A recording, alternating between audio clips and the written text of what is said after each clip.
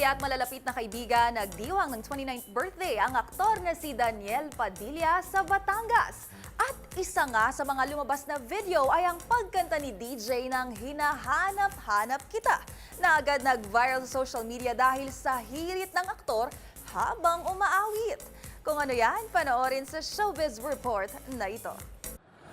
Agad nag-viral sa social media ang kuhang video sa birthday party ng aktor na si Daniel Padilla. Dito mapapanood ang pagkanta ni DJ sa River Maya hit song na Hinahanap-Hanap Kita. Pero ang pumukaw sa atensyon ng netizens ay ang hirit nitong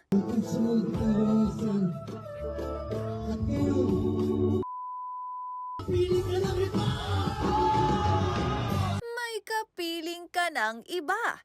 Bagamat wala namang pangalang nabanggit, agad itong iniugnay ng ilan sa ex-girlfriend ni Daniel na si Catherine Bernardo na nalilink ngayon sa mga aktor na sina Alden Richards at Jericho Rosales. Biro naman ng ilang netizens, thank you raw sa confirmation, DJ. Kung matatandaan, minsang ibinahagi ni Catherine na healed at okay na siya kasunod ng hiwalayan nila ni Daniel Padilla noong nakaraang taon. Bago ang 29th birthday celebration na ito ni DJ sa Tanawan, Batangas, na dinaluhan ng kanyang pamilya at mga malalapit na kaibigan, nauna itong nagdiwang ng kanyang kaarawan sa isang animal shelter sa Pampanga at bumisita rin ito sa ilang cancer patients.